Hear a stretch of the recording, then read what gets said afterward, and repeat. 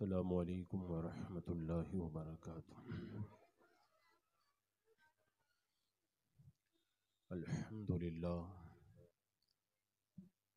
अल्हम्दुलिल्लाहि रब्बिल आलमीन वस्सलातु वस्सलामु अला मन कान नबिय्यन व आदमु बैनल माइ वत्तीन व अला आलिहि व अस्हाबिहि व अज़वाजिहि व अहले बैतिहि अजमईन। अम्मा बाद अऊज़ु बिल्लाहि मिनश शैतानिर रजीम। बिस्मिल्लाहिर रहमानिर रहीम। इन्नल्लज़ीना क़ालू रब्बुनल्लाहु सुम्मा इस्तक़ामू ततनज़्ज़लु अलैहिमुल मलाइका अल्ला तख़ाफ़ू वला तहज़नू व अबशिरू बिल जन्नतिल्लती कुन्तुम तुअदून। सदक़ल्लाहु मौलानल अज़ीम व सदक़ रसूलुहुन नबियुल अमीनुल मतीनुल करीम व नहनु अला ज़ालिका लमिनश शाहिदीन वश्शाकिरीन वल्हम्दुलिल्लाहि रब्बिल आलमीन। हसूल बरकत के लिए आक़ाए नामदार मदीने के ताजदार शहंशाह ज़ी वक़ार नबी मुहतरम रहमते दो आलम नूर मुजस्सम अरवाहुना फ़िदा मुहम्मदुर रसूलुल्लाह सल्लल्लाहु ताला अलैहि वसल्लम की पुरनूर बारगाह में झूम के दुरूद व सलाम का हदिया पेश कर लें। अल्लाहुम्मा सल्लि अला सय्यदिना व शफ़ीइना व हबीबिना व मौलाना मुहम्मदिन व बारिक व सल्लिम सलातन व सलामन अलैका या रसूलल्लाह सल्लल्लाहु ताला अलैहि वसल्लम। इस राज से वाकिफ़ हैं ज़माने वाले, जिंदा हैं मोहम्मद के घराने वाले। मिट गए मिटते हैं मिट जाएंगे आखिर, शब्बीर तेरा नाम मिटाने वाले। खालिद कभी हाथों में अलम लेते हैं, तारिक कभी मौजों के कदम लेते हैं। हर दौर में उठते हैं यजीदी फितने, हर दौर में शब्बीर जन्म लेते हैं। क़त्ल हुसैन असल में मर्ग यजीद है, इस्लाम जिंदा होता है हर करबला के बाद।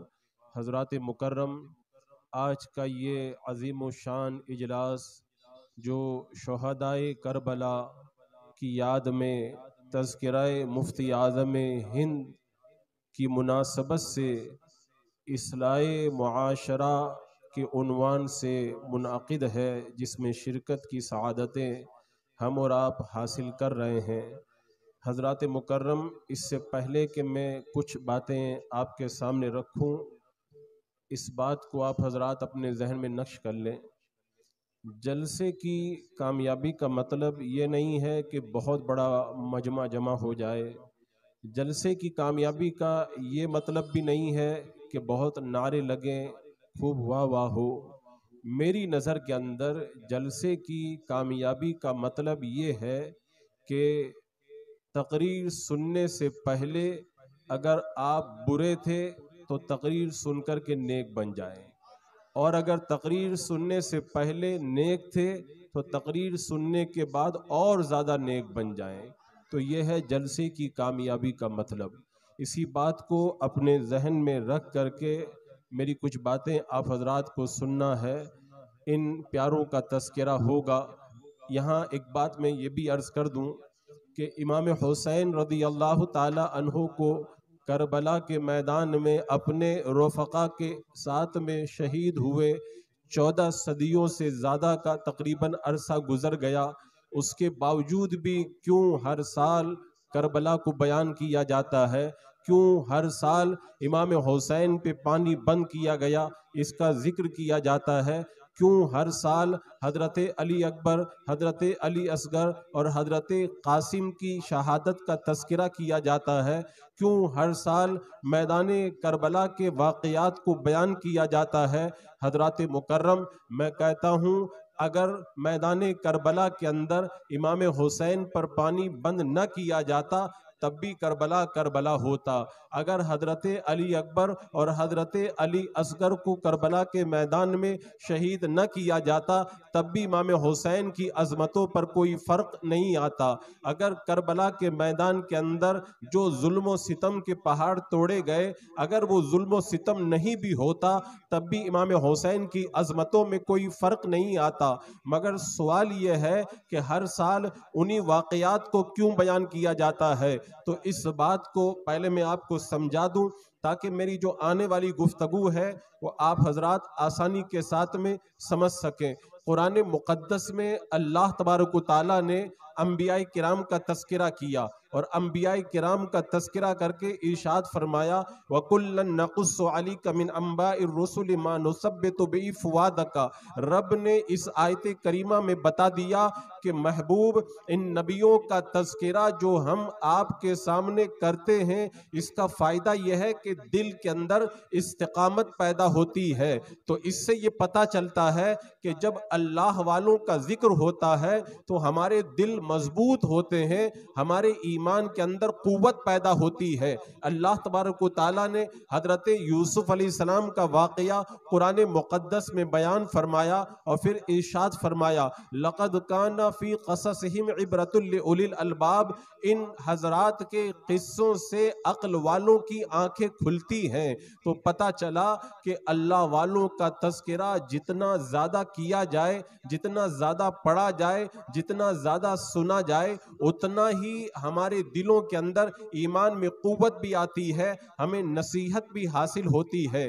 तो करबला के मैदान में इमाम हुसैन रदी अल्लाह ताला अन्हो के रफ़क़ाए कार को जो शहीद किया गया, हर साल जो उसको बयान किया जाता है, बयान करने का फायदा ये है कि जब हम करबला का जिक्र सुनेंगे, इमाम हुसैन पर होने वाले मजालिम को सुनेंगे, और उन रफ़क़ाए कार पर जो जुल्म सितम के पहाड़ तोड़े गए, उनका तस्करा हमारे कानों के अंदर जब गूंजेगा, हमारे दिलों में भी ईमान मजबूत होगा, हमारे ईमान के अंदर भी कुव्वत पैदा होगी, हमारे अंदर भी सब्र का जज्बा पैदा होगा, हम पर भी दीन पर डटने का जज्बा पैदा होगा।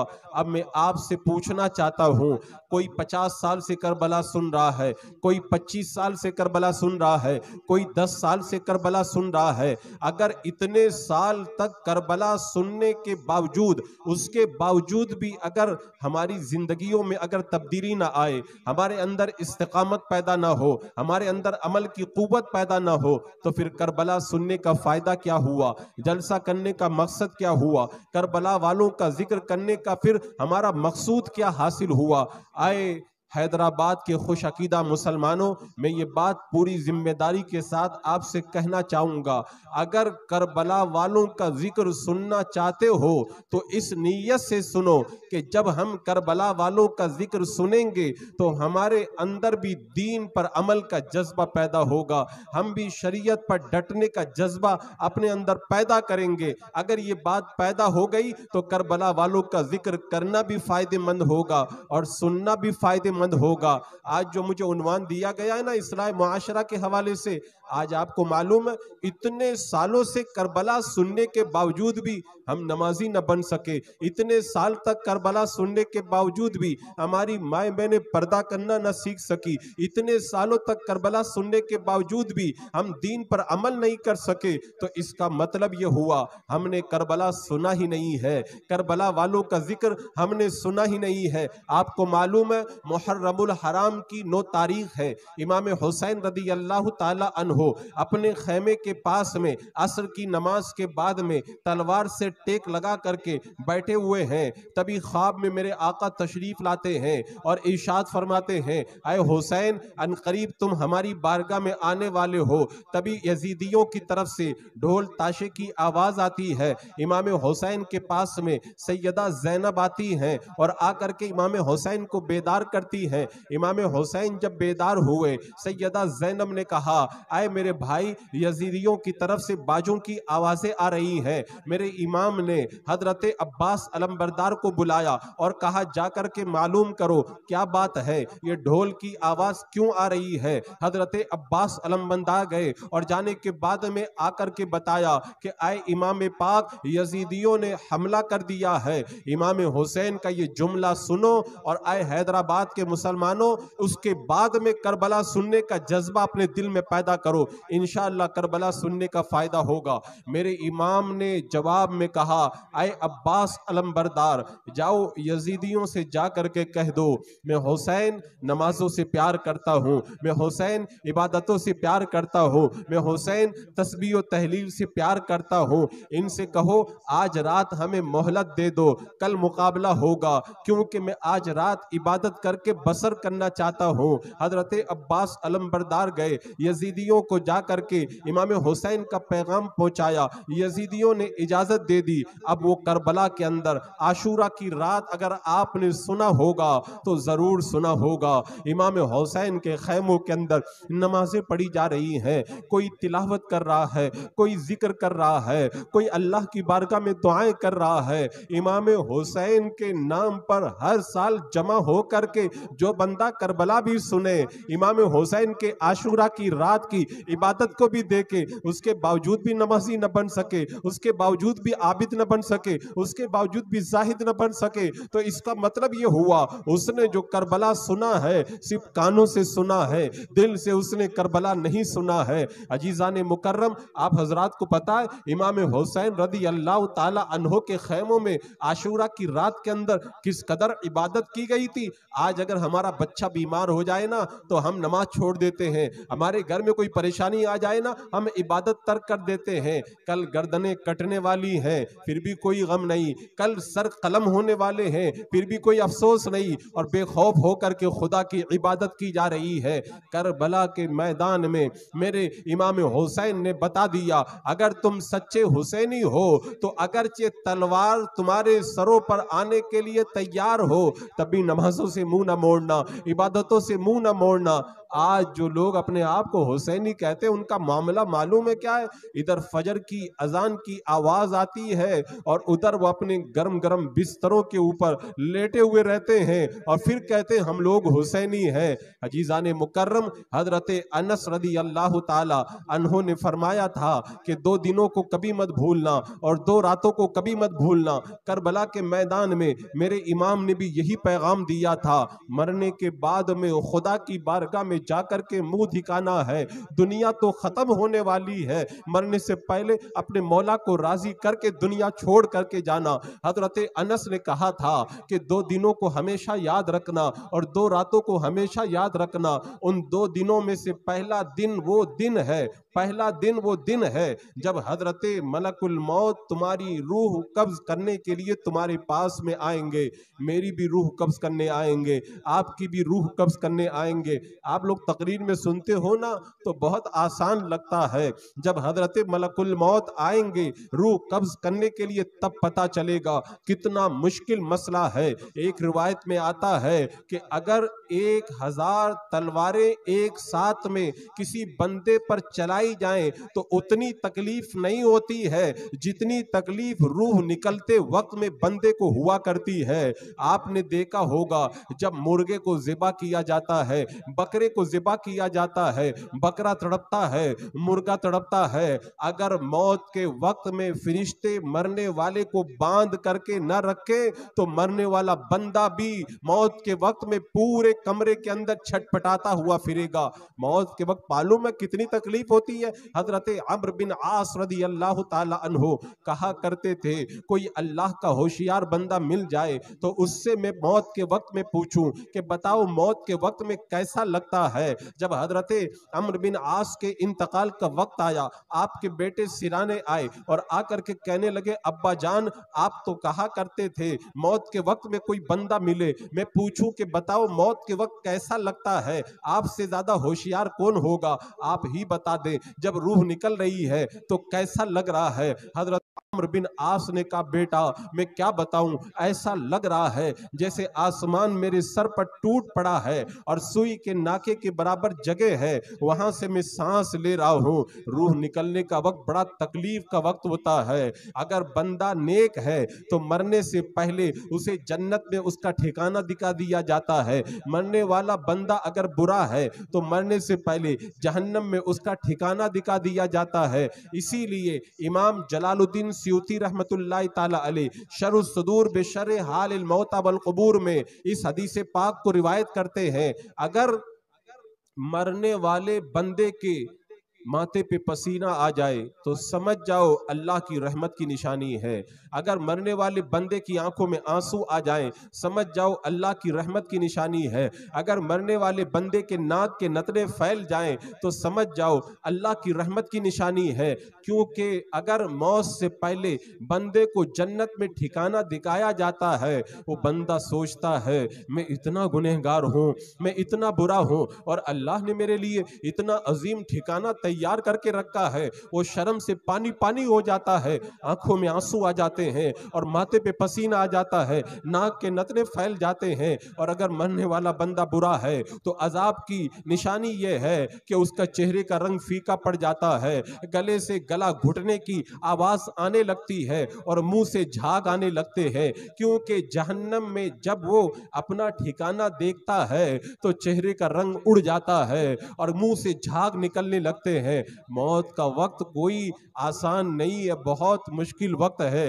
एक रिवायत में आता है ऊन का कपड़ा हो, उसमें कांटे वाली शाख को लपेट दिया जाए और उसके बाद में कांटे वाली शाख को जब खींचा जाता है तो ऊन के कपड़े का रेशा रेशा निकल करके बाहर आ जाता है। इसी तरह हमारी रूह हमारे बदन के रूए रूए के अंदर पिरोई हुई है।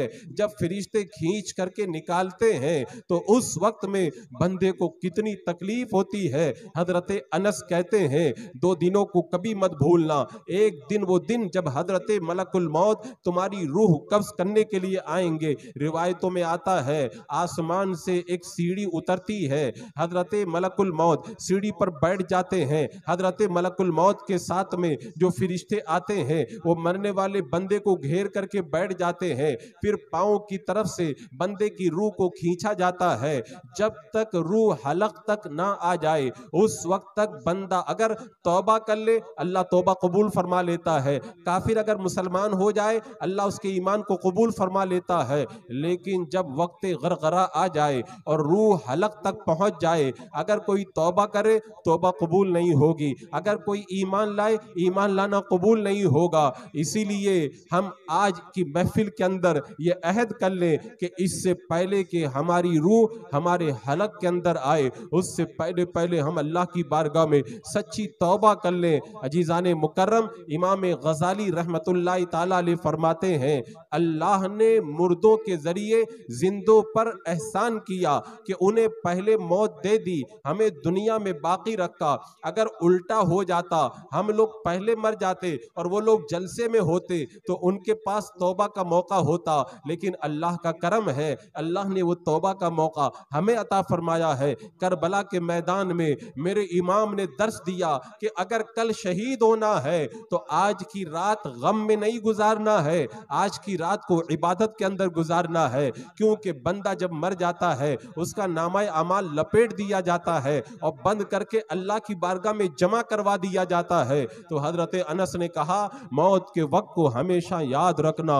ये कितना मुश्किल वक्त है, अल्लाह अकबर कबीरा। जब बंदे की रूह को खींचा जाता है और खींच करके हलक तक लाया जाता है, बंदे की आंखें दुनिया से बंद हो जाती है और ये वो ऐसा दिन है, इस दिन को कभी मत भूलना। और हजरत अनस कहते हैं दूसरा दिन वो दिन है जब अल्लाह की बारगाह में तुम्हारी पेशी होगी, उस दिन को भी कभी मत भूलना। आज आप मुझे बताएं, अगर किसी बंदे ने चोरी कर ली और दूसरे दिन जज के सामने उसे पेश किया जाएगा। रात भर बंदे को नींद नहीं आती, पता नहीं जज क्या फैसला करेगा। तो जो बंदा रोजाना गुनाह कर रहा है, क्या उसे डर नहीं लगता कि मुझे खुदा की बारगाह में जा करके अपने गुनाहों का हिसाब देना है? मालूम है लोग क्या समझते, बस मर जाएंगे, अल्लाह की बारगाह में जाएंगे और फिर जिंदगी का हिसाब होगा, अल्लाह जन्नत में भेज देगा। सुनो आए हैदराबाद के खुश अकीदा मुसलमानों, हजरत शेख अबू तालिब मक्की रहमतुल्लाह ताला अलैह फरमाते हैं, कयामत के मैदान में बंदे का जब हिसाब होगा तो पूरी जिंदगी का हिसाब एक साथ में नहीं होगा, बल्कि सारी जिंदगी को सालों में बांटा जाएगा, सालों को महीनों में बांटा जाएगा, महीनों को हफ्तों में बांटा जाएगा, हफ्तों को दिनों में बांटा जाएगा, दिनों को घंटों में बांटा जाएगा, घंटों को मिनटों में बांटा जाएगा, मिनटों को सांसों में बांटा जाएगा। और फिर बंदे से पूछा जाएगा, ए बंदे बता, जब तूने सांस लिया तो तूने क्या किया, फिर जब सांस बाहर निकाला तो तूने क्या किया, फिर जब तूने सांस लिया तो तूने क्या किया, फिर जब तूने सांस निकाला तो तूने क्या किया। मुझे बताओ 5 मिनट भी किसी बंदे में ताकत है खुदा की बारगाह में अपनी जिंदगी का हिसाब दे दे? आज लोग मोबाइल पर गंदगियां देखते हैं, जब खुदा की बारगाह में पेशी होगी, रब पूछेगा बंदे बता तूने क्या किया था, तो रब की बारगाह में क्या यही कहोगे, अल्लाह मैं मोबाइल के अंदर गाना सुन रहा था, मैं मोबाइल के अंदर गंदगी देख रहा था, मैं मोबाइल में फिल्म देख रहा था? हजरत अबू बकर कतानी रहमतुल्लाह ताला अलैह फरमाते हैं, मेरे दोस्त का इंतकाल हो गया, मैंने ख्वाब में देखा, मैंने पूछा बताओ अल्लाह की बारगाह में तुम्हारी पेशी हुई तो क्या हुआ? कहने लगे खुदा की बारगाह में जब मेरी पेशी हुई, रब ने कहा बूढ़े तूने फला गुनाह किया, कहते मैंने हाँ ये गुनाह किया। रब ने कहा बूढ़े तूने फला गुनाह किया, कहा मौला मैंने गुनाह किया। बूढ़े तूने फला गुनाह किया, मौला मैंने गुनाह किया। एक एक करके मेरे गुनाहों को मेरे सामने रखा गया, मैं हाँ हाँ कहता रहा। आखिर में रब ने मेरे एक गुनाह को मेरे सामने रखा और मुझसे कहा बूढ़े तूने ये गुनाह किया। मुझे शर्म आ गई, मैं हाँ नहीं कह सका। 3 साल तक अल्लाह की बारगाह में मैं खड़ा रहा, मेरे चेहरे का गोश्त गल करके जमीन पे गिर गया। रब को मुझ पर रहम आ गया, अल्लाह ने मुझे माफ फरमा दिया। हजरत अबू बकर कतानी कहते ऐसा कौन सा गुनाह तूने किया था कि 3 साल तक तू हाँ भी नहीं कह सका? कहते रब ने कहा बूढ़े एक मर्तबा तूने खूबसूरत बच्चे को बुरी नजर से देखा था, यही गुनाह जब मेरे सामने रखा गया, मेरे अंदर हाँ कहने की हिम्मत नहीं हुई। आए हैदराबाद के मुसलमानों मुझे बताओ, सारी जिंदगी में एक बार अगर किसी को बुरी नजर से देख लिया, 3 साल तक अल्लाह की बारगाह में हाँ नहीं कह सकता बंदा। जो बंदा गाना सुनता है, मोबाइल में गंदगी देखता है और गैर औरतों के सामने जाकर के अपनी नजरों को आवारा करता है, खुदा की बारगाह में जब पेश होगा, अल्लाह उससे पूछेगा तो क्या रब की बारगाह में हाँ कहने की ताकत होगी? अल्लाह अकबर कबीरा। एक हदीस पाक में सुनाता हूं, अगर तुम्हारे दिल के अंदर ईमान होगा तो बदन के रोंगटे खड़े हो जाएंगे। इमाम गजाली ने अल अहादीसुल कुदसिया में इस हदीस पाक को बयान किया कि अल्लाह ताला फरमाता है, आए आदम के बेटे हराम चीजों को मत देखना, क्योंकि कल तू जब कब्र में जाएगा और कीड़े जब खाने की शुरुआत करेंगे तो सबसे पहले तेरे आंख ही से खाने की शुरुआत करेंगे। आज लोग मोबाइल में कितनी गंदगियां देख रहे हैं। क्या इमाम हुसैन ने करबला के मैदान से यही दर्स दिया था? अरे आपने अगर करबला सुना है तो मुझे बताओ, करबला के मैदान के अंदर जब इमाम हुसैन के रफ़क़ाए कार को शहीद किया गया और कूफा से काफिला दिमश्क में गया, और जब दिमश्क के बाजारों से इमाम हुसैन के मुकद्दस खानदान को लेकर के जा रहे थे, एक सहाबी रसूल हजरत सहल है, वो देख करके रोने लगे। हजरत सकीना ने कहा था क्यों रो रहे हो? उन्होंने कहा कि इमाम हुसैन का सर देख करके रो रहा हूं, मेरे लायक कोई खिदमत हो तो बताओ। हजरत सकीना ने ये नहीं कहा था हमें छुड़ा दो, ये नहीं कहा था हमें बचा लो, ये नहीं कहा था हमारी मदद करो। हजरत सकीना ने कहा था एक काम कर दो, ये शहदा के सर हैं, हमारे पास में हैं, लोग सरों को देखते हैं, हम पर नजर पड़ती है और ये हमारी बेपर्दगी होती है, अगर तुमसे हो सकता है इन सरों को आगे करवा दो ताकि गैर महरम की नजर हमारे ऊपर न पड़े। हजरत सहल ने 400 दिरहम दे करके शहदा के सरों को आगे करा दिया। करबला हर साल सुनते हो, करबला वालों ने कैद की हालत में भी आंखों की हिफाजत का इतना ख्याल किया, और 10 साल तक करबला सुनने के बावजूद भी तुम फिल्म देखना नहीं छोड़ते हो, 10 साल तक करबला सुनने के बावजूद भी गाने से परहेज नहीं करते हो। मैं कहता हूं तुमने करबला सुना ही नहीं है, सिर्फ अपने वक्त को गुजारा है। अगर करबला सुना होता तो कभी भी करबला वालों के नक्शे कदम पर चलने से मुंह मोड़ते हुए नजर नहीं आते। अजीजाने मुकर्रम, अल्लाह की बारगाह में जब पेशी होगी ना, हजरत अनस ने कहा दूसरे दिन को कभी मत भूलना, जब अल्लाह की बारगाह में तुम्हें पेश किया जाएगा। आपको मालूम है क्या मामला बनेगा उस वक्त? हजरत अब्दुल्ला बिन मुबारक के इंतकाल के बाद में उन्हें ख्वाब में देखा गया, पूछा गया बताओ क्या हुआ? अब्दुल्ला बिन मुबारक कहते हैं जब रब की बारगाह में मेरी पेशी हुई तो रब ने कहा, ऐ इब्ने मुबारक, तूने बदमज़हब को एक मर्तबा मुस्कुरा के देखा था, इसी जुर्म के अंदर अल्लाह ने मुझे कई साल तक अपनी बारगाह में खड़े रखा। अगर अपने जमाने का वली किसी बदमज़हब को एक बार मुस्कुरा के देख ले तो इतना बड़ा अजाब होता है। जो बदमज़हबों से मिलते भी हैं, उनसे मुसाफा भी करते हैं, उनकी दावतें भी खाते हैं, उनको शादी में भी बुलाते हैं, उनके जनाजे में भी जाते हैं, उनकी दावतों में भी जाते हैं। बताओ कल क़यामत के दिन खुदा की बारगाह में जब पेशी होगी तो कोई जवाब दे पाएंगे? अल्लाह की बारगाह में पेश होना कोई आसान काम नहीं है। एक बच्चा रात के वक्त में उठ गया और उठ करके परेशान हुआ। बाप की जब नींद खुली तो बाप ने पूछा कि मेरे बेटे तू परेशान क्यों है? बेटा कहने लगा अब्बा जान, हफ्ते भर तक उस्ताद सबक पढ़ाते हैं, जुमेरात को हफ्ते भर का सबक सुनते हैं, कल जुमेरात का दिन है, मुझे हफ्ते भर का सबक याद नहीं है, मैं कल जुमेरात के दिन उस्ताद की मार से मैं डर रहा हूँ। जब बाप ने सुना, बाप की आंखों में आंसू आ गए। बेटे ने कहा अब्बा जान आप क्यों रोने लग गए? तो बाप ने कहा बेटा एक हफ्ते का तुझे सबक याद नहीं, तू उस्ताद की मार से डर रहा है। मुझे 70 साल हो गए, मैं गुनाह कर रहा हूँ, खुदा की बारगाह में जब मैं जाऊंगा तो मुझे याद आ गया तो रब जब मेरा हिसाब लेगा, और फिर जब मैं रब की बारगाह में जाऊंगा तो रब को मैं क्या जवाब दूंगा? तू उस्ताद की मार से डर रहा है, मैं जहन्नम की आग से भी नहीं डर रहा हूँ। आज हमारा ईमान बड़ा कमजोर हो गया। इमाम हुसैन का ईमान कितना मजबूत था, कितना मजबूत ईमान था। अगर इमाम हुसैन बैत कर लेते यजीद की, यजीद इमाम हुसैन को सोने में तोल देता, खजानों के अंबार लगा देता, लेकिन मेरे इमाम का ईमान इतना मजबूत था। मेरे इमाम को करबला जाते हुए जब कहा गया था इमाम करबला मत जाए, तो मेरे इमाम ने कहा था मैंने ख्वाब देखा है, उस ख्वाब को मैं जरूर मुकम्मल करूंगा। तो सहाबा ने कहा था वो ख्वाब बता दीजिए। कहा मैं ख्वाब नहीं बताऊंगा, यहां तक के शहीद हो जाऊंगा। यानी मेरे आका के फरमान पर इतना यकीन है, उन्हें पता था जमीन टल सकती है, आसमान फट सकता है, लेकिन मेरे आका ने जो फरमा दिया वो कभी नहीं बदल सकता है। इमाम हुसैन का ईमान इतना मजबूत था, और हमारा ईमान आज कितना कमजोर है। हमारा ईमान इतना कमजोर है, इतना कमजोर है, अल्लाह अकबर। अगर सुबह के अंदर फ्लाइट छूटने वाली हो तो रात में 3 बजे उठ जाते हैं, ट्रेन अगर 4 बजे है 1 बजे उठ करके बैठ जाते हैं, और कहो कि फजर की नमाज में क्यों नहीं आते? बोले इमाम साहब नींद नहीं खुलती है। फ्लाइट के लिए तो तुम्हें फिक्र है, फ्लाइट की कदर तुम्हारी निगाहों में है, ट्रेन की तुम्हें फिक्र है, ट्रेन की कदर तुम्हारी निगाहों में है, लेकिन नमाज की कदर तुम्हारी निगाहों में नहीं है।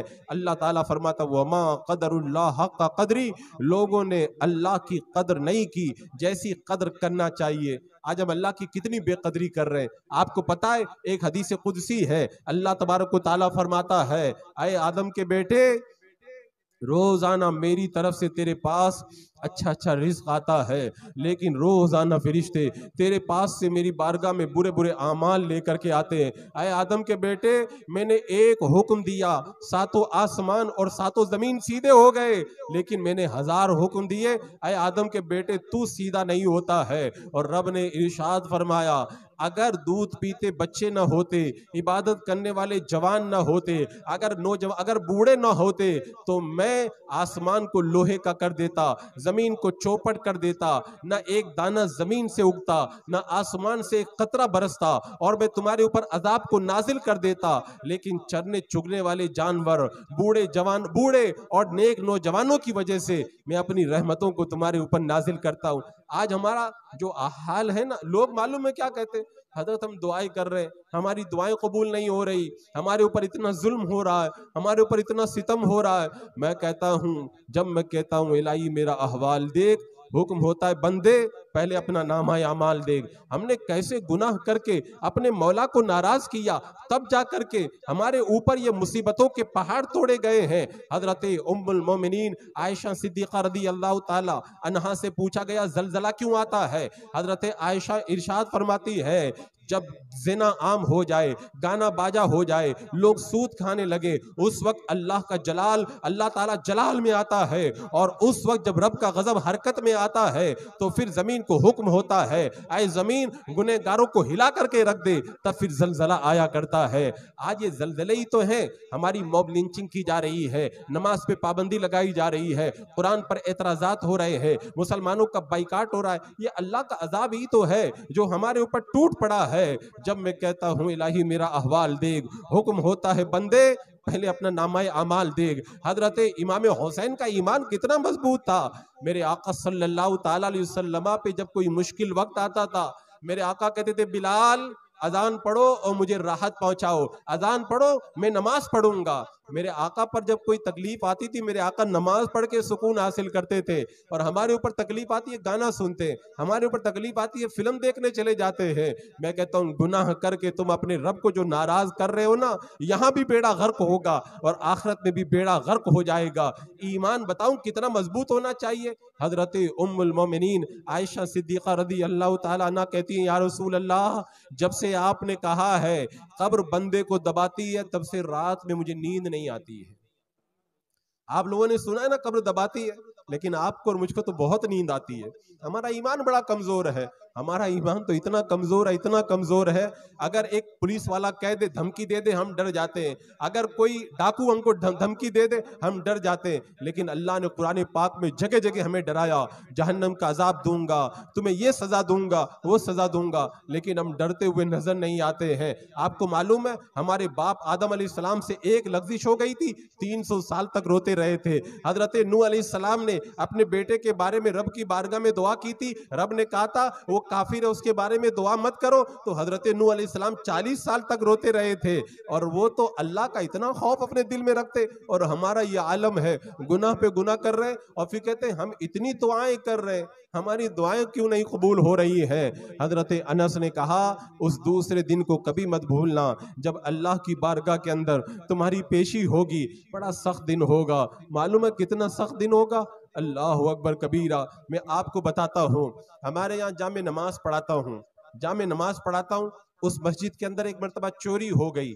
जब मस्जिद में चोरी हो गई तो जो सीसी कैमरे वाले हैं वो आ करके सीसी कैमरे को खंगालने लगे, कभी जूम करके देखते, कभी साइड में शो लेकर के देखते चोर कैसे आ रहा है और कैसे अंदर दाखिल हो रहा है और कैसे चप्पल और निकाल करके अंदर दाखिल होकर के कैसे चोरी कर रहा है। उस वक्त मेरे दिमाग में ये बात आई थी, अगर चोर पकड़ा गया और चोर अगर इसी महल्ले का होगा, सारी जिंदगी इस महल्ले में वो सर उठा करके नहीं चल पाएगा। मुझे बताओ, बंदा एक दिन चोरी कर ले और चोरी पता चल जाए, वो फिर सोसाइटी के अंदर मुंह उठा के चलने के लायक नहीं रहता है। 70 साल तक गुनाह किए और खुदा की बारगाह में जब पहुंचोगे और सारा मैदान महशर भरा होगा, उस वक्त क्या कैफियत बनेगी और क्या आलम बनेगा। अजीजाने मुकर्रम, अगर करबला वालों को सुनते हो तो करबला वालों के नक्शे कदम पे चल जाओ, नहीं तो आखिरत के मामलात बड़े सख्त हैं। अगर दिल में खुदा का खौफ हो ना तो मालूम है क्या होता है। एक हबशी है, मेरे आका सल्लल्लाहु ताला अलैहि वसल्लम की बारगाह में आते हैं, आकर के कहते हैं या रसूल अल्लाह मुझसे गुनाह हो गया, अल्लाह मुझे माफ करेगा? मेरे आका ने फरमाया तौबा कर लो, अल्लाह तुम्हें माफ फरमा देगा। उन्होंने कहा या रसूल अल्लाह आप ये बताएं, अगर मैंने गुनाह किया अल्लाह मेरी तौबा कबूल कर लेगा, लेकिन जब मैंने गुनाह किया तो क्या अल्लाह ने मुझे गुनाह करते हुए देख लिया? मेरे आका ने फरमाया रब ने तुझे गुनाह करते हुए देखा। फौरन वो जमीन पे गिरे और उनका इंतकाल हो गया। क्यों इंतकाल हो गया? कि मेरा गुनाह रब माफ तो कर देगा, लेकिन कितने शर्म की बात है, मैंने गुनाह किया और अल्लाह ने मुझे गुनाह करते हुए देख लिया, मैं रब को जाके क्या मुंह दिखाऊंगा। ये फिक्र पैदा होना चाहिए हमारे अंदर। आप मुझे बताएं, अगर आपका कुर्ता लटक रहा हो, आपका बच्चा आए और जेब में हाथ डाल करके पैसा चोरी करने लग जाए, आप कमरे में चले जाएं और अपने बच्चे को चोरी करता हुआ देख लें, बच्चा कांप जाता है, घर से बाहर भाग जाता है और दिन भर चेहरा नहीं दिखाता। अगर एक बच्चे की चोरी पकड़ी जाए, बाप को मुंह दिखाने के लायक नहीं रहता। 70 साल से जो लोग गुनाह कर रहे हैं, क्या खुदा को मुंह दिखा पाएंगे कयामत के मैदान के अंदर? अजीजाने मुकर्रम, हजरत अनस ने कहा कि उस दिन को कभी मत भूलना जब अल्लाह की बारगाह के अंदर तुम्हारी पेशी होगी। वो बड़ा सख्त दिन होगा। इससे पहले कि जान हलक में आए, रब की बारगाह के अंदर सच्ची तौबा कर लो। आज तो हमारा ऐसा बुरा हाल हो चुका है, ऐसा लगता है जैसे खुदा का कुछ खौफ हमारे दिल के अंदर है ही नहीं। अगर कोई एक बंदा कह दे ना, बंदा अगर कह दे शाम को मेरे घर पे दावत है, आप बेफिक्र हो जाते, आज शाम का खाना बनाने की जरूरत नहीं है। एक 2 टके का बंदा अगर कह दे कि मेरे घर पे दावत है, तो इतना भरोसा है, शाम के खाने की फिक्र नहीं है। अल्लाह ताला कुरान पाक में जगह जगह फरमाता है तुम्हें रोजी देना मेरे जिम्मा है। उसके बावजूद भी बंदा हराम काम कर रहा है, कहता अगर मैं हराम काम नहीं करूंगा तो कैसे मैं रोजी कमाऊंगा, बच्चों को कैसे पालूंगा। आज हमारा ईमान इतना कमजोर हो गया। बताऊं ईमान कितना मजबूत होना चाहिए। एक मुसलमान फौज को कैदी कर लिया गया, मुसलमान कैदी को रूम के बादशाह के दरबार में ले जाया गया। उस बादशाह के दरबार में दाखिल होते वक्त में सजदा करते हुए नीचे दाखिल होना पड़ता था। मुसलमान ने कहा था गर्दन खुदा के सामने झुकती है, गैर के सामने नहीं झुकेगी, इस जंजीर को हटाओ नहीं तो मैं अंदर नहीं जाऊंगा। आज लोग कहते हालात खराब है, क्या करें। एक कैदी का ईमान देखो, कहा जब तक जंजीर नहीं हटाओगे मैं अंदर नहीं जाऊंगा। मुसलमान का ईमान देखकर बादशाह झुक गया, जंजीर हटा ली। अब मुसलमान जब कैदी अंदर दाखिल हुआ, बादशाह ने ईमान का जायजा लेने के लिए कहा एक काम करो, तुम अपना ईमान छोड़ दो, मैं तुम्हें आधी बादशाही दे दूंगा। कहा तुम कितने बड़े बादशाह हो? कहा 1/3 जमीन का मैं बादशाह हूं, मैं तुम्हें वो बादशाही दे दूंगा। सुनो मुसलमान कैदी का जवाब सुनो। मुसलमान कैदी कहता है ये पूरी जमीन सोना भर के, उतना ही सोना और तू मुझे दे दे, और ये कहे कि एक वक्त की अजान छोड़ दे, तो एक वक्त की अजान छोड़ना भी मुझे गवारा नहीं है। ये मुसलमान का ईमान होना चाहिए। जरा हालात बदले, हम दाएं बाएं होने लग जाएं, क्या करें, हालात खराब है। ये करबला वालों का पैगाम नहीं है। करबला वालों ने कहा था हालात खराब हो जाएं, पूरा खानदान कट जाए, लेकिन हक को मत छोड़ना। मर्द हक बातिल के आगे मात खा सकते नहीं, सर कटा सकते हैं मगर सर झुका सकते नहीं। ये करबला वालों का पैगाम है। पता नहीं हमने कौन सा करबला सुना है, हमने कौन से करबला वालों की तारीख सुनी है। अजीजाने मुकर्रम, हमारा ईमान तो इतना मजबूत होना चाहिए, इतना मजबूत होना चाहिए कि चाहे जो कुछ हो जाए हम कभी भी हक से नहीं फिरेंगे। आज मालूम है लोगों का हाल क्या हो गया, कहते हम हुसैनी हैं। मैंने खुद अपनी आंखों से देखा है, ईद मिलादुन नबी का जुलूस निकलता है, नौजवान हाथ में झंडा लेता है, कहता नारे तकबीर नारे रिसालत, और इसके सीने पे नालेन पाक का नक्शा रहता है। हम पूछते ये क्या लगा के रखा है? कहता मेरे आका ने जो नालेन अपने कदमों में पहने थे उसका नक्शा मैं अपने दिल पे लगाने को अपने इश्क की मेराज समझता हूँ। मुझे बताओ इतना रसूल से तुम्हें प्यार है, मेरे आका ने जो नालेन अपने मुकद्दस कदमों में पहन लिए उसका नक्शा मिल जाए तो सीने पे लगा लेते हो, और जो दाढ़ी मेरे आका ने अपने चेहरे पे सजाई थी उसको काट के गंदी नाली के अंदर फेंक देते हो। ये कैसा हमारा ईमान है। मुझे याद आया एक मर्तबा कॉलेज के अंदर एक बच्चे को दाढ़ी रखने की वजह से निकाल दिया गया। उस बच्चे ने हाई कोर्ट में मुकदमा किया। जब मुकदमा चलने लगा तो मुसलमान वकील ने जज के सामने दलील दी कि इस्लाम में दाढ़ी रखना जरूरी है, ये भी दलील, ये भी दलील, ये भी दलील, सारी दलीलें दे चुका। उसके बाद में जज ने कलम उठाया और फैसला लिखना शुरू किया। अहे मुसलमानों, उसका फैसला जब सुनोगे ना तो रोंगटे खड़े हो जाएंगे। हमारे ईमान को झंझोड़ के रख दिया उस जज ने। मालूम है उसने क्या फैसला लिखा? उस जज ने फैसला लिखा, आए वकील, तूने कहा इस्लाम में दाढ़ी रखना जरूरी है, इस मुसलमान को क्यों निकाला गया कॉलेज से? जज कहता मैं कहता हूं इस्लाम में दाढ़ी रखना जरूरी नहीं है, इसलिए कि अगर इस्लाम में दाढ़ी रखना जरूरी होता तो आए वकील तेरे चेहरे पर भी दाढ़ी होती, तेरे चेहरे पे दाढ़ी नहीं है, इसका मतलब इस्लाम में दाढ़ी रखना जरूरी नहीं है। हम दलीलों से लोगों को समझाना चाहते, जब तक हमारा किरदार सही नहीं होगा उस वक्त तक हम कभी भी नहीं समझा सकते। हम लाख दलीलें दें कोई हमारी नहीं सुनेगा। लोग हमारा कैरेक्टर देखेंगे, हमारा किरदार देखेंगे। अगर कैरेक्टर अच्छा हो हो। अगर किरदार अच्छा हो तो मालूम है क्या होता है, अगर किरदार अच्छा हो ना तो काफिर भी कलमा पढ़ने पे मजबूर हो जाता है। 4 महीने पहले का अखबार उठा के देख लो, जब इजराइल ने फिलिस्तीन पर गजा पे हमला किया तो उस वक्त अमेरिका की एक बहुत बड़ी टिकटॉकर है जिसका नाम है मेगन राइस, वो कलिमा पढ़ के मुसलमान हो गई और उसने अपने लाखों फॉलोवर्स को ये पैगाम दिया कि तुम्हें पता है मैं क्यों मुसलमान हो गई, मैं इसलिए मुसलमान हो गई कि इजराइल इतना ताकतवर मुल्क है,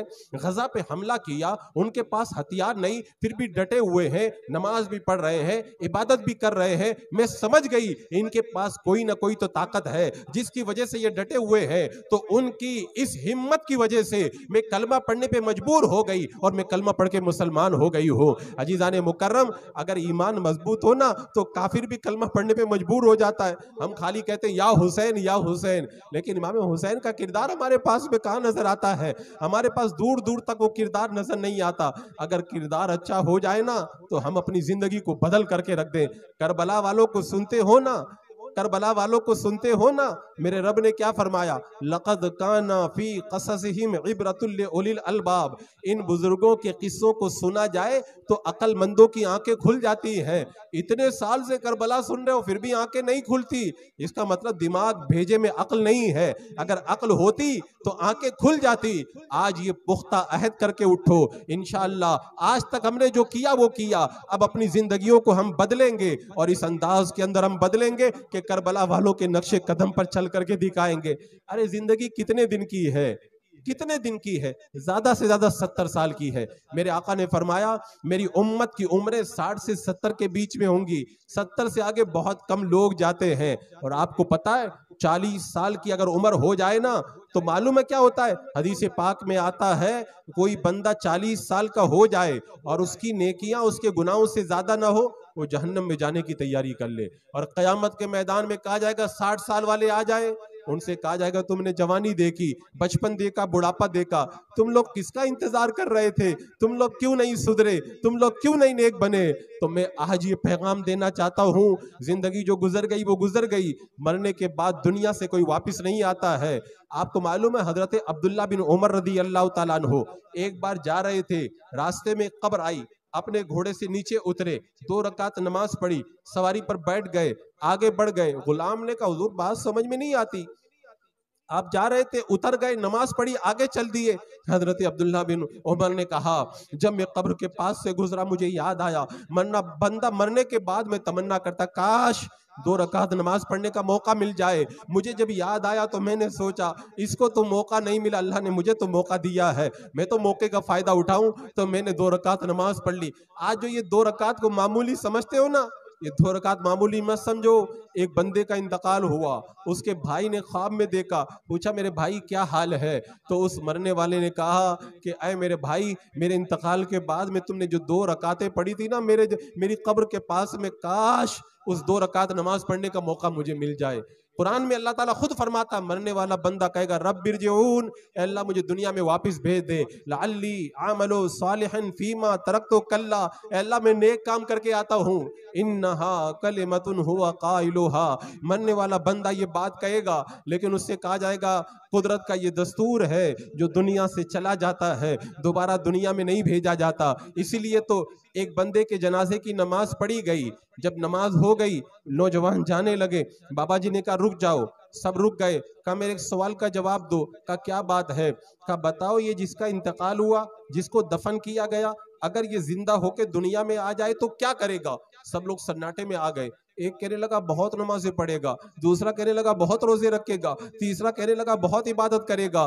तो बाबा जी ने कहा सुनो, ये मरने वाला बंदा अब दोबारा जिंदा होके कभी भी नहीं आने वाला है। हाँ तुम लोग अपने घरों में जाओगे, तुम लोग अपने घरों में जाओगे, इसको तो मौका नहीं मिला, अल्लाह ने तुम्हें तो मौका दिया है, तुम तो मौके का फायदा उठाओ। हजरत अब्दुल्ला बिन अब्बास ने कितनी प्यारी बात कही, कितनी प्यारी बात कही। जब आपकी आंख में तकलीफ हुई, आंख में तकलीफ हुई, हकीम ने कहा मैं आंख का इलाज करूंगा लेकिन आपको चंद टाइम की नमाज छोड़ना पड़ेगा। अब्दुल्ला इब्न अब्बास ने कहा सारी जिंदगी अंधा रहना तो गवारा है लेकिन एक वक्त की नमाज छोड़ना गवारा नहीं है। और हजरत अब्दुल्ला बिन अब्बास क्या कहते हैं, अगर तुम बंद कमरे में हो, पर्दा लटका हो, अंदर तुम गुनाह कर रहे हो, हवा का झोंका आ जाए, पर्दा हट जाए तो तुम डर जाते हो किसी ने मुझे देख तो नहीं लिया, और तुम रात दिन गुनाह करते हो, तुम्हें डर नहीं लगता कि खुदा तुमको देख रहा है। आज हमारा ईमान इतना कमजोर हो गया, इतना कमजोर हो गया, अल्लाह की जात पे हमारा कितना भरोसा है। काश हमारा ईमान भी इमाम हुसैन के ईमान के नक्शे कदम पर चलते हुए मजबूत होता तो हम भी गर्दन कटा देते, लेकिन कभी भी शरीयत मुतहरा के खिलाफ कोई काम नहीं करते। आज मैं नौजवानों को देखता हूँ, मुझे बड़ा अफसोस होता है। अल्लाह ने कुरान पाक में क्या फरमाया, लक़द कान लकुम फी रसूलिल्लाहि उस्वतुन हसना, मेरे महबूब की जिंदगी में तुम्हारे लिए नमूना है। अल्लाह ने तो अपने हबीब की जिंदगी में नमूना दिया। आज हमारे नौजवान हीरो के तरीके पे अपने कपड़े पहन रहे, हीरो के तरीके पे बाल कटा रहे। मुझे तो इतना अफसोस होता है, जब मैं बाल कटवाने के लिए नाई की दुकान पे जाता हूँ तो नाई पूछता है उन बाल कटवाने वालों से, ये फला हीरो का फोटो है, ये कटिंग कटाओगे या ये कटिंग कटाओगे या ये कटिंग कटाओगे। अफसोस वो मुसलमान नाई हीरो का नाम लेकर के तो पूछता है तुम ये कुत्ता कटिंग कटाओगे या बिल्ली कटिंग कटाओगे, लेकिन कोई नाई ये नहीं पूछता कि अब अल्लाह के रसूल की सुन्नत के मुताबिक तुम्हारे बाल काट दूं। आज सुन्नत मुस्तफ़ा को हमने ऐसे छोड़ करके रखा है। आपको पता है हजरत अबू बकर शिबली रहमतुल्लाह ताला अलैह के जब इंतकाल का वक्त आया, कहा मुझे वुजू करवाओ। जब वुजू करवाने लगे तो दाढ़ी का खिलाल करना भूल गया। आपने इशारे से कहा दाढ़ी का खिलाल करो, यानी मरते वक्त भी ये गवारा नहीं है कि मेरे आका की कोई सुन्नत छूट जाए। एक बार मिसवाक नहीं मिल रही थी, हजरत अबू बकर शिबली ने एक सोने का सिक्का देकर मिसवाक खरीदी। मुरीदों ने कहा हुजूर इतनी महंगी मिसवाक खरीदते? कहा मैं डरता हूं कल कयामत में अगर मेरे मौला ने मुझसे कह दिया शिबली मैंने तुझे दौलत दी थी, मेरे महबूब की सुन्नत पे तूने दौलत को नहीं खर्च किया, दौलत को ज्यादा समझा, मेरे महबूब की सुन्नत को कम समझा, मैं रब की बारगाह में क्या जवाब दूंगा। लिहाजा मैं सुन्नत पे अमल करने के लिए सोने का सिक्का देकर के भी मिसवाक खरीद रहा हूं। आज हम कैसे बदल गए हैं, मेरे दिल के अंदर इस हवाले से बहुत कुछ दर्द है। मैं करबला वालों का ये पैगाम आपको देना चाहता हूँ कि हमेशा हमेशा अपनी मौत को याद रखो और मरो तो ऐसे हाल में मरो कि अपने मौला को राजी करके जाओ। बताओ अगर मौला को राजी करना आज कर लो, मरने के बाद अल्लाह को राजी नहीं कर सकते। हजरत बैलोल दाना बगदाद के बाजार में बैठे, एक मन चला आया, पूछने लगा बाबा जी क्या कर रहे हो? मजजूब थे, कहने लगे अल्लाह और बंदों में सुलह करवा रहा हूँ। का सुलह हो गई? का सुलह नहीं हुई। कहने लगा क्यों नहीं हुई? हजरत बहलोल दाना ने कहा अल्लाह तो राजी होता है, बंदा नहीं राजी होता। अल्लाह तो राजी होता है, रब तो फरमाता है 100 साल का गुनहगार भी है, मेरी बारगाह में एक बार आकर के कह दे मौला मुझसे गलती हो गई मुझे माफ कर दे, अल्लाह उसको माफ कर देगा। बनी इस्राइल का एक बहुत बड़ा आबिद था, 20 साल तक उसने नेक काम किए, शैतान ने बहका दिया, 20 साल तक गुनाह के काम करने लगा, और जब एक दिन आईने के सामने जाकर के खड़ा हुआ, आईने में देखा तो सफेद बाल नजर आया। आजकल तो बच्चों को भी सफेद बाल आ जाते, उस जमाने में सफेद बाल का मतलब होता था मौत का वक्त करीब आ गया है। अब सफेद बाल देखा तो कहा मौला मुझसे गलती हो गई, अगर मैं तेरी बारगाह में तौबा करूं मुझे माफ करेगा? आवाज आई तूने नेक काम किए, हमने तुझे कबूल किया, तूने गुनाह किए, हमने तुझे मोहलत दी, अगर तू मेरी बारगाह में आज भी आएगा मैं तेरी तौबा को कबूल कर लूंगा। इस यहाँ से कभी हमने किनारा न किया, फिर भी तूने दिल आजुर्दा हमारा न किया, हमने तो जहन्नम की बहुत की तजवीज, लेकिन तेरी रहमत ने ये गवारा न किया। अल्लाह की रहमतें तो इस कदर आवाज देती है, रात का गुनहगार दिन में तौबा कर ले, दिन का गुनहगार रात में तौबा कर ले, तौबा का दरवाजा खुला हुआ है। बंदा वक्त गरगरा से पहले जब भी रब की बारगाह में जाए, हजरत बैलोल दाना कहते हैं अल्लाह और बंदों में सुलह करवा रहा था, कहा अल्लाह तो राजी होता, बंदा नहीं राजी होता। कहाँ राजी होता है? हमने इतनी तकरीरें की फिर भी बंदा नमाजी नहीं बनता, हमने इतनी तकरीरें की फिर भी चेहरे पे दाढ़ी नहीं रखता, हमने इतनी तकरीरें की फिर भी माँ बाप का फरमाबरदार नहीं बनता, हमने इतनी तकरीरें की उसके बावजूद भी कुरान की तिलावत नहीं करता। हजरत बैलोल दाना ने कहा अल्लाह तो राजी होता है, बंदा नहीं राजी होता। चंद दिन के बाद हजरत बैलोल दाना कब्रिस्तान में बैठ करके रो रहे थे, वही मन चला आया, कहने लगा आज क्या कर रहे हो? का आज भी अल्लाह और बंदों में सुलह करवा रहा हूं। का सुलह हो गई? का नहीं हुई। आज क्या हो गया? का आज बंदा मानने के लिए तैयार है लेकिन अल्लाह आज राजी नहीं होता। आज मौका है। वो कब्र वाले सोच रहे होंगे काश हम लोग आज जिंदा होते, हम लोग जलसे में होते, हम तकरीर सुनते और हमारी जिंदगी बदलती, हम लोग नेक बन जाते। लेकिन उनको तो मौका नहीं मिला, अल्लाह ने आपको तो मौका दिया है। ऐद कर लो आज के बाद कभी भी नमाज नहीं छोड़ेंगे। वादा करो नमाज कभी नहीं छोड़ेंगे। हाथ उठा के वादा करें इंशाअल्लाह 5 वक्त की नमाज पाबंदी के साथ पढ़ेंगे। अरे अगर हाथ ना उठाओ तब भी नमाज तो पढ़ना फर्ज है। ऐसा नहीं कि वादा करोगे तो पढ़ना जरूरी है, अगर वादा नहीं करोगे तब भी पढ़ना जरूरी है। कभी नमाज को तर्क मत करना, कभी नमाज को तर्क मत करना, इसलिए कि अगर नमाज को तर्क कर दिया तो खुदा की बारगाह में जो पेशी होगी ना, बड़ी सख्ती की जाएगी। अजीजाने मुकर्रम, अपने चेहरों पे दाढ़ी सजाओ और कभी मोबाइल में गंदगी मत देखना। आज मुझे सबसे ज्यादा जो अफसोस होता है वो नौजवानों को जब मोबाइल में मैं देखता हूँ ना, अल्लाह ने इतना कीमती वक्त दिया, इतना कीमती वक्त दिया, तो सारा हमारा वक्त मोबाइल में बर्बाद हो रहा है। मालूम है मरने के बाद बंदा सोचेगा 1 मिनट का टाइम अगर मिल जाए तो सुभान अल्लाह पढ़ के आ जाऊं ताकि जन्नत में जाने का रास्ता मिल जाए। अल्लाह ने हमें मौका दिया। आज मालूम है ये मोबाइल में जो गंदगी है कहां से आई? मैं अपनी तरफ से नहीं कहता, अभी 5-6 महीने पहले का अखबार मैंने देखा, उसके अंदर हालैंड की यूनिवर्सिटी के अंदर एक यहूदी प्रोफेसर अपने स्टूडेंट के सामने लेक्चर दे रहा था। तो लेक्चर देते देते उसने कहा था कि पॉर्न इंडस्ट्री को हमने लॉन्च किया है। अरे पॉर्न इंडस्ट्री समझते हो ना, गंदी फिल्में, गंदे नावल, गंदे खिलौने, गंदे एप्स, गंदे खिलौने और इसी तरह गंदे गाने, गंदे मूवीज, ये सब पॉर्न इंडस्ट्री में आता है। आज दुनिया में सबसे ज्यादा कमाई इसी गंदगी के अंदर आज लोग कर रहे हैं। तो उस यहूदी प्रोफेसर ने तकरीर के अंदर ये बात कही कि पॉर्न इंडस्ट्री को हमने लॉन्च किया है ताकि मुस्लिमों को हम तबाह बर्बाद कर सके। आपको पता है ये गाने जो हमको इतनी सहूलत के साथ आराम से मिल रहे हैं, ये हमारी बर्बादी के लिए है। ये जो मूवी अपलोड की जाती है हमारी बर्बादी के लिए है। बताओ वो गंदी चीजें जिसको बंदा कभी किसी के सामने बयान भी करना गवारा नहीं करता, वो सारी गंदगियां आज हमारे छोटे छोटे बच्चों के सामने खोल करके रख दी गई है। क्यों? ताकि मुस्लिम कौम तबाह हो जाए, मुस्लिम कौम तबाह बर्बाद हो जाए। इन्होंने 2 चीजों को अपनी निगाहों के सामने रखा है। मैंने एक जगह पढ़ा था कि जब 5वीं सदी के आखिर में मुसलमानों और ईसाइयों की जंगें शुरू हुई, 200 साल तक जंग चली। 200 साल के अंदर मुसलमान हमेशा गालिब रहे, कभी भी ईसाई जीत नहीं पाए। जब ईसाई जंगों का हीरो सेंट लुइस मरने लगा तो मरते वक्त में उसने कहा था, 200 साल का तजर्बा मैं बताता हूं, अब मुसलमानों से लड़ने की जरूरत नहीं है। मुसलमानों को तबाह बर्बाद करना है, उनको अय्याशी में लगा दो, उनको शराब में लगा दो, उनको जिना में लगा दो, ये मुसलमान खुद ब खुद तबाह हो जाएगी। आज आप मुझे बताएं, अल्लाह ने इतनी कीमती जवानी दी है, जवानी की कदर आपको मालूम है? जवानी इतनी कीमती है, कयामत के मैदान में एक अलग से सवाल होगा, ए बंदे बता अन शबाब ही फीमा अबला, तूने जवानी को कहां पे गुजारा है। और हदीस पाक में आता है 7 ऐसे लोग हैं अल्लाह उनको कयामत की गर्मी में अर्श का ठंडा साया देगा। उनमें से एक वो जवान है शाबुन नशअ फी इबादतिल्लाह, जो अल्लाह की इबादत के अंदर लगा रहता है। जवानी बड़ी कीमती है। आज हमारे नौजवानों की जवानी को तबाह किया जा रहा है। अगर आपका ज़हन हाजिर है तो एक बात मैं आपको बताना चाहता हूं, अभी फिलिस्तीन के अंदर लड़ाई चल रही है। किस चीज की लड़ाई है? मस्जिद अक्सा की लड़ाई है। आपको पता है ना, मस्जिद अक्सा पहले ईसाइयों के कब्जे में था। हजरत उमर फारूक के दौर के अंदर अल्लाह ने मुसलमानों को फतेह दी और मस्जिद अक्सा बैतुल मुक़द्दस मुसलमानों के कब्जे में आ गया। फिर 500 साल तक मुसलमानों के कब्जे में रहा। फिर ईसाइयों ने हमला किया और बैतुल मुक़द्दस पे कब्जा कर लिया। तकरीबन 100 साल तक ईसाइयों का कब्जा रहा। फिर अल्लाह ने सुल्तान सलाउद्दीन अय्यूबी जैसा मर्द कलंदर मुसलमानों को अता किया। सुल्तान सलाउद्दीन अय्यूबी ने दोबारा बैतुल मुक़द्दस को फतेह किया।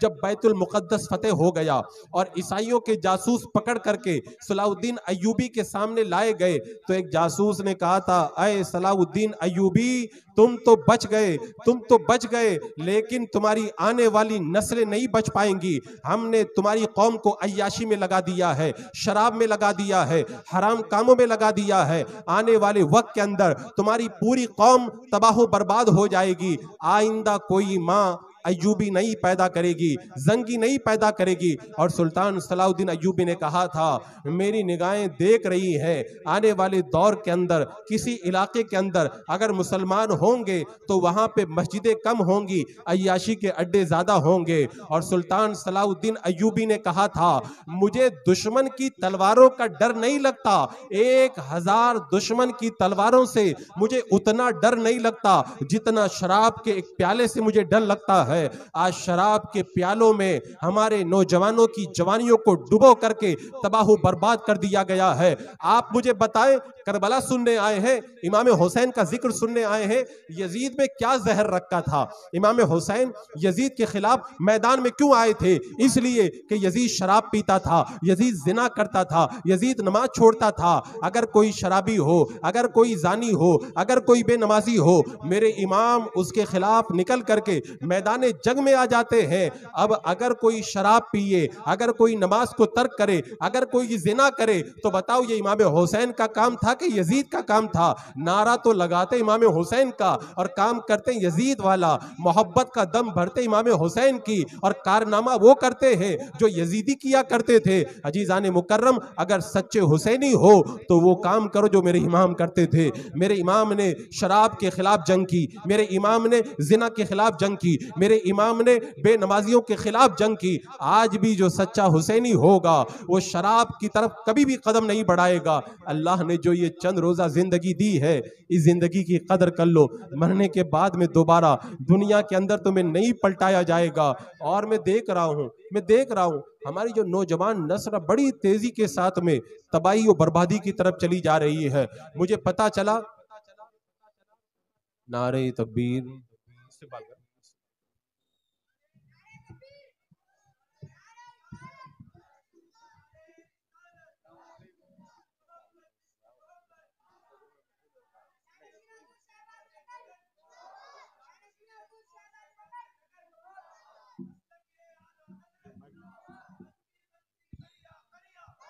नारे तकबीर, नारे तकबीर, नारे रिसालत, नारे गौस, नारे गौस, नारे ख्वाजा, नारे ख्वाजा, मसलके आला हजरत, मसलके आला हजरत।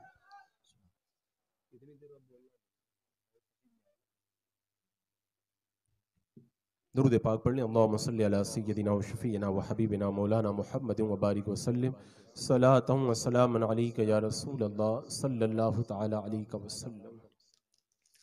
उन्वानात तो कई एक थे, मैंने अपने दिल का दर्द आपके सामने रखा। अब शहजादा हुजूर शहबाज दक्कन हजरत अल्लामा मौलाना मोहम्मद ओवैस रज़ा साहब क़िबला क़ादरी बरकाती रज़वी मदज़िलुल आली व नूरानी अपनी तमाम आन बान शान के साथ में हमारे दरमियान जलवा अफरोज़ हो चुके हैं। इंशाअल्लाह हज़रत के नूरानी कलिमात से भी आप हज़रात मुस्तफ़ीज़ होंगे। मैंने सैयदना इमाम हुसैन और इस्लाह मुआशरा के हवाले से तो कुछ बातें आपके सामने रखी, लेकिन हुज़ूर सैयदी सरकार मुफ्ती आज़म हिंद का जिक्र अभी नहीं कर पाया और वक्त भी बड़ी तेज़ी से सिमट गया। मुझे लगता है सिर्फ चंद ही मिनट बाकी है, तो कुछ जिक्र हज़रत सैयदना सरकार मुफ्ती आज़म हिंद का भी हो जाए, ताकि मुझे जो जो उन्वान दिए गए हैं वो सब मुकम्मल हो जाए। एक बार और दरूद पाक पढ़ लें। अल्लाहुम्मा सल्लि अला सय्यदिना व शफीना व हबीबिना व मौलाना मुहम्मदिन व बारिक व सल्लिम सलातन व सलामन अलैका या रसूल अल्लाह। हुजूर सैयदी सरकार आला हजरत और काजी सनाउल्लाह पानीपती रहमहुमुल्लाह, इन दोनों बुजुर्गों के हवाले से मैंने ये पढ़ा। इन्होंने तहरीर फरमाया कि जो गौसियत का सिलसिला शुरू हुआ था वो मेरे आका अलैहिस्सलाम के बाद में अपने ज़माने के गौसे आज़म हज़रत अबू बकर सिद्दीक हुए।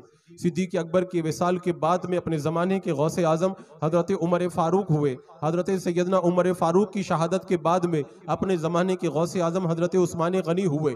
जब आपकी शहादत हुई गौसे आज़म हज़रत मौला अली हुए। इमाम मौला अली रज़ी अल्लाह तआला अन्हु के बाद में गौसियत का ताज हज़रत इमाम हसन के पास आया, फिर इमाम हुसैन के पास आया। इमाम हुसैन करबला में यजीदियों के मुकाबले मुकाबले में जब शहीद होने के लिए जाने लगे तो अपने बेटे ज़ैनुल आबिदीन के सर पर दस्तार बंदी करके गौसियत का ताज उनके सर पे रख दिया। इमाम ज़ैनुल आबिदीन के बाद में इमाम बाक़िर, फिर इमाम जाफ़र सादिक, इमाम मूसा काजिम, फिर इमाम मोहम्मद रज़ा, और फिर इमाम मोहम्मद तकी, फिर अली नकी, और फिर इसी तरह सिलसिला चलते चलते इमाम हसन अस्करी तक पहुंचा। ये सब अपने अपने ज़माने के गौसे आज़म हुए। इमाम हसन अस्करी के बाद में 200 साल तक कोई गौसे आज़म नहीं हुआ। जो भी गौस होता था वो इमाम हसन अस्करी का नाइब बनकर के पैदा होता था। यहाँ तक के जब जीलान की सरजमीन पर शाह जीलान सरकार गौसुल आज़म शेख अब्दुल कादिर जीलानी रज़ी अल्लाह तआला अन्हु पैदा हुए तो आप अपने ज़माने के गौसे आज़म हुए। अब सरकार गौसे पाक से लेकर इमाम मेहदी के आने तक कोई भी गौसे आज़म नहीं होगा। जो भी पैदा होगा वो नाइब गौसे आज़म होगा। हर दौर में नाइब गौसे आज़म आते रहे, कई नाइब गौसे आज़म हुए। आला हजरत अपने ज़माने में नाइब गौसे आज़म थे। जैसा कि पीर जमात अली शाह फरमाते हैं, मैंने ख्वाब में गौसे पाक को देखा, पूछा हिंदुस्तान में आपका नाइब कौन है? कहा मेरा नाइब हिंदुस्तान में बरेली का इमाम अहमद रज़ा है। पीर मोहम्मद मियाँ शरपुरी रहमतुल्लाह तआला अलैह ने ख्वाब में गौसे पाक को देखा, पूछा आपका दुनिया में नाइब कौन है? मेरे गौस ने फरमाया मेरा नाइब बरेली का इमाम अहमद रज़ा है। इसी तरह हुजूर सरकार मुफ्ती आज़म हिंद अपने ज़माने के अंदर नाइब गौसे आज़म थे। जैसा कि नवाब राहत अली बयान करते हैं, मैं तलाशे पीर के अंदर न जाने कहाँ कहाँ गया, लेकिन मेरा दिल कहीं पर भी नहीं जमा। मैंने सोचा मैं उसी से मुरीद होऊंगा जो नाइब गौसे आज़म होगा। मैं बगदाद शरीफ चला गया ताकि वहाँ के सज्जादा नशीन से बैत हो जाऊं, लेकिन जब मैंने देखा मेरा दिल नहीं जमा। बारगाह गौसे आज़म में आया, अर्ज की हुजूर मैं मुरीद होने के इरादे से इतना लंबा सफर करके आया हो, अपने नाइब का पता बता दे ताकि उसके हाथों में हाथ दे करके मैं भी कादरी गुलाम बन जाऊं और मैं भी कहूं कादरी कर, कादरी रख, कादरियों में उठा, कदरे अब्दुल कादिर कुदरत नुमा के वास्ते। अब जब सोए हैं नवाब साहब, ख्वाब में गौसे पाक तशरीफ लाए हैं, सरकार मुफ्ती आज़म हिंद मौजूद है, इशारा करके फरमाते हैं इस दौर में मेरा नाइब देखना है तो बरेली का मुस्तफ़ा रज़ा देख लो। अल्लाह अकबर। ढूंढते ढूंढते इस दहर में थक जाओगे, ऐसा मुर्शिद न जमाने में कभी पाओगे। और फिर जब कभी शहर बरेली की तरफ जाओगे तो फिर वहां से मदीने की ठंडी हवा पाओगे। अजीज़ाने मुकर्रम, नारे तकबीर, नारे तकबीर, नारे रिसालत, नारे रिसालत, नारे गौस, नारे गौस। शहीद आजम कॉन्फ्रेंस, उर्से मुफ्ती आज़म हिंद, उलमाए सुन्नत। अजीज़ाने मुकर्रम, सरकार मुफ्ती आज़म हिंद बुढ़ापे में जाके वली नहीं बने, आप पैदाइशी वली थे।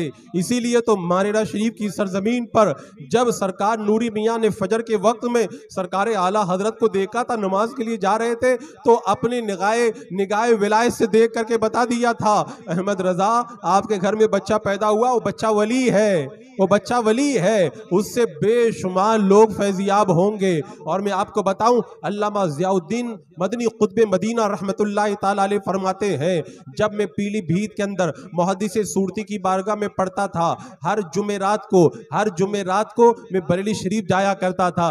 क्या किस्मत थी उन बुजुर्गों की, वो हर जुमेरात को आला हजरत को देखा करते थे, हर जुमेरात को सरकार मुफ्ती आज़म हिंद को देखा करते थे। आपको मालूम है मुहद्दिस आज़म पाकिस्तान अल्लामा सरदार अली रहमान ने कहा था, कोई अगर आला हजरत को देखा हो मेरी जिंदगी की सारी नेकियां ले ले, आला हजरत को देखने की एक नजर का सवाब मुझे दे दे। अल्लाह अकबर। तो फरमाते अल्लामा ज़ियाउद्दीन मदनी अलैहि रहमा, हर जुमेरात को मैं जाता था, हुजूर सरकार मुफ्ती आज़म हिंद 3 साल के बच्चे थे, मैं उनको गोद में उठाता था। मैंने उनका बचपन भी देखा, जवानी भी देखी, बुढ़ापा भी देखा। अल्लामा ज़ियाउद्दीन मदनी ने कहा, मैं गुंबदे खजरा के साए में खड़े हो करके कहता हूँ, मैंने सरकार मुफ्ती आज़म हिंद को बचपन में भी परहेजगार पाया, जवानी में भी परहेजगार पाया, और बुढ़ापे के अंदर तो परहेजगारी का आलम यह है कि मुत्तकी बनकर दिखाए इस जमाने में कोई एक मेरे मुफ्ती आज़म का तकवा छोड़कर। अल्लाह तबारक व तआला ने सरकार मुफ्ती आज़म हिंद को कैसे कमालात दिए थे। हुजूर ताजुश्शरिया रहमतुल्लाह ताला अलैह पाकिस्तान तशरीफ ले गए। पाकिस्तान के अंदर सादाते किराम में से एक अजीम हस्ती है पीर अलाउद्दीन गिलानी रहमतुल्लाह ताला अलैह, उनसे मुलाकात हुई। हुजूर ताजुश्शरिया ने कहा, हुजूर दुआ फरमा दे। तो पीर गिलानी अलाउद्दीन गिलानी रहमतुल्लाह ताला अलैह ने फरमाया, अख्तर रजा आपको किस चीज की कमी है? मेरे दादा गौसे आजम ने आपके दादा अहमद रजा को इतना दे दिया है, इतना दे दिया है जो कभी खत्म नहीं होगा।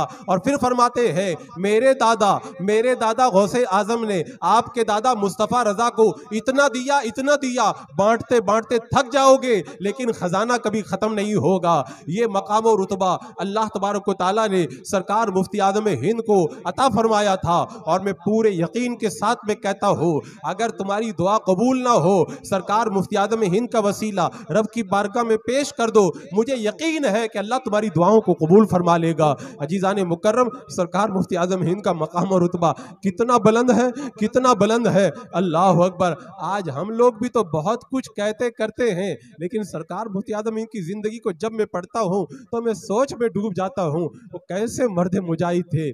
आज तो वक्त चूंकि सिमट गया और अलग अलग फरमाइशें मेरे कान में की जा रही है और चूंकि मैं बार बार उन्वान बदलूं तो फिर वो भी तो एक बड़ा मसला है, लेकिन बहरहाल खातिर अहबाब का ख्याल रखना भी ज़रूरी है। अजीज़ान मुकर्रम, आज मैं देख रहा हूँ हमारे माशरे के अंदर एक बला बड़ी तेज़ी के साथ में फैलती चली जा रही है। ये मेरे दिल का दर्द है, मैं आपके सामने रख करके जा रहा हूँ। लोग मुझको फ़ोन करते हैं, मेरे पास रब्ता करते, हमारी बच्ची की शादी का इंतज़ाम हो जाए, हमारी बच्चियों के लिए कोई रिश्ता मिल जाए। उनको रिश्ता नहीं मिलता है, क्यों नहीं मिलता है?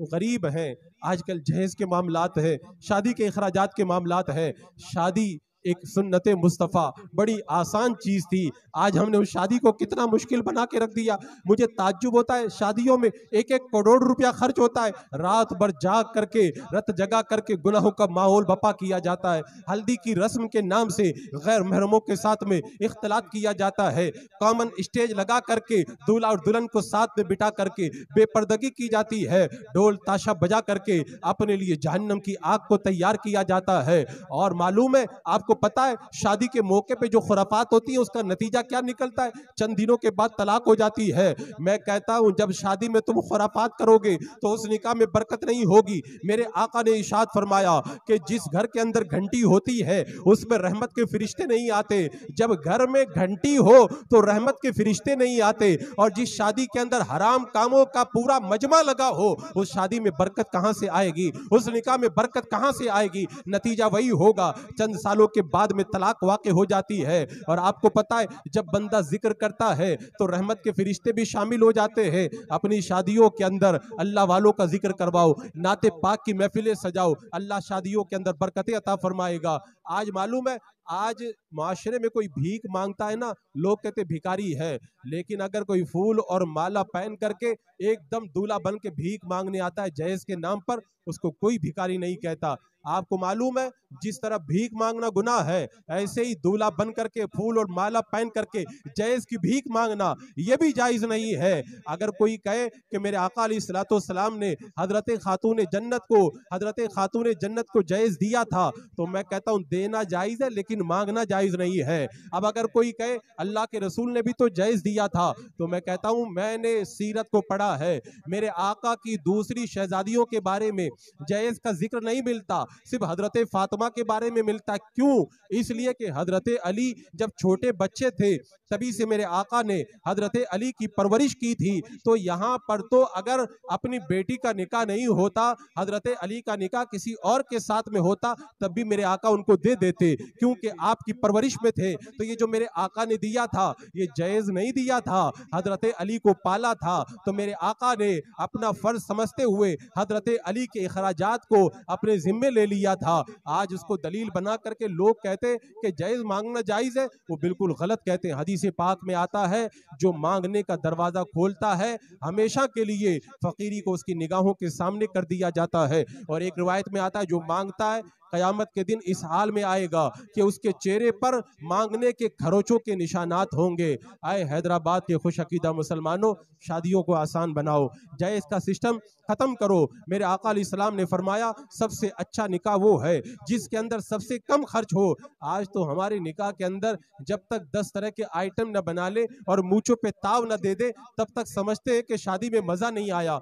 मैं कहता हूं तुम्हारे पास तो माल था, तुमने लाखों रुपए खर्च करके अपने अरमान निकाल लिए, लेकिन उस शादी के अंदर गरीबों की बच्चियां भी आई हैं जो अपने बाप की दहलीज पर बैठ करके सिर्फ इसलिए बूढ़ी हो रही है कि बाप के पास में देने के लिए माल नहीं है। और जब वो बच्चियां तुम्हारे जहेज का सामान देखने आती है, उनकी आंखों से जो आंसुओं के कतराट टपकते हैं, तुम्हें वो आंसू नजर नहीं आते। और फिर जब वो घर में पलट के जाती है, अपने दुपट्टे से अपने आंसुओं को पोंछ पोंछ करके जो रोती है, कल खुदा की बारगाह के अंदर इन आंसुओं का हिसाब तुमसे मांगा जाएगा। तो क्या हिसाब दोगे? तुम्हें खुशी मनाना, खुशी मना लो, मगर गरीबों के अरमानों का खून मत करो, गरीबों की गुर्बत का तमाशा मत बनाओ। अजीजान मुकर्रम, शादी को आसान करो। सैयदा खातून जन्नत फातिमतुज़ ज़हरा से ज्यादा पाकीज़ा खातून इस दौर में कौन होगी, जिनको मेरे आका ने फरमाया जन्नती औरतों की सरदार है। जब उनका निकाह हुआ तो मालूम है क्या हुआ था? मेरे आका ने बिलाल से कहा था, बिलाल सहाबा से कहो मस्जिद में आ जाए।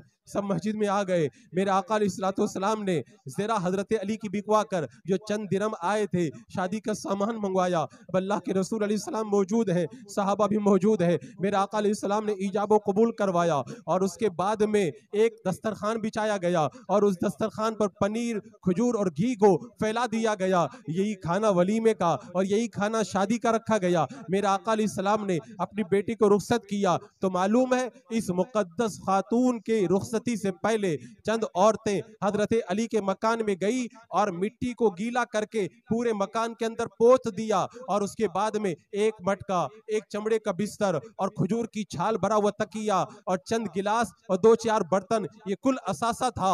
कौनैन के दूल्हा की बेटी इतनी सादगी के साथ में रुखसत होकर के हजरत अली के मकान के अंदर आई, झाड़ू भी खुद दे रही है, सारा काम भी खुद कर रही है। आज कहते हम लोग कनीज फातिमा है, ये कैसी कनीज फातिमा है? आज के तो हुसैनी है, ये कैसे हुसैनी है? हजरत इमाम हुसैन ने जो हमें पैगाम दिया था, हजरत खातून जन्नत ने जो पैगाम दिया था, वो पैगाम तो रिवायतों में मौजूद है, हमारे किरदार में वो नजर नहीं आता। शादियों को आसान बनाओ, खुराफात से परहेज करो, हराम कामों को छोड़ दो, नहीं तो दुनिया के अंदर भी जिल्लत है और आखिरत के अंदर भी जिल्लत होगी। मेरा रब कुरान में फरमाता, इज्जत चाहते हो वअंतुमुल आलौना इन कुंतुम मोमिनीन, अगर तुम्हारा ईमान मजबूत होगा अल्लाह तुम्हें गलबा अता फरमाएगा। आज हम जो पसपा हुए हैं अपनी बदअमलियों की बुनियाद पर, एक रिवायत में आता है जब बंदे गुनाह आम तौर पे करने लग जाएं, नेक बंदा दुआ करता है अल्लाह आसानी पैदा कर दे, रब कहता है मैं दुआ कबूल नहीं करूंगा, तू अपने लिए मांग, क्योंकि लोगों ने गुनाह करके मुझे नाराज किया है, वो अगर उनके लिए तू मांगेगा तो मैं तेरी दुआ कबूल नहीं करूंगा। हमारे गुनाहों की वजह से नेक लोगों को भी हमारे लिए दुआ करने से रोक दिया गया है। अजीजाने मुकर्रम, एक रिवायत में मैंने पढ़ा था जब बंदे गुनाह आम तौर पे करने लग जाते, उसके बाद में बंदे दुआ भी करते, अल्लाह उनकी दुआ को कबूल नहीं करता है। आज वही हालात बन चुके, अपने हालात को बदलो, नेकी के रास्ते पे चलो, सच्चे हुसैनी बनो। करबला से जो पैगाम मैंने अभी आपको सुनाया, उसी पैगाम को अपने दिल के अंदर बिठा लो। खालिद कभी हाथों में अलम लेते हैं, तारिक कभी मौजों के कदम लेते हैं, हर दौर में उठते हैं यजीदी फितने, हर दौर में शब्बीर जन्म लेते हैं। कत्ल हुसैन असल में मर्ग यजीद है, इस्लाम जिंदा होता है हर करबला के बाद। अस्तगफिरुल्लाह रब्बी मिन कुल्लि ज़ंबिन व अतूबु इलैहि। अस्सलामु अलैकुम व रहमतुल्लाहि। नारे तकबीर, नारे तकबीर, नारे रिसालत, नारे रिसालत, नारे गौस, नारे ख्वाजा। शहीद आजम कॉन्फ्रेंस, शहीद आजम कॉन्फ्रेंस। सुभान अल्लाह। शायर फरमाता है कब्र की गोद में जब सोना होगा, कब्र की गोद में जब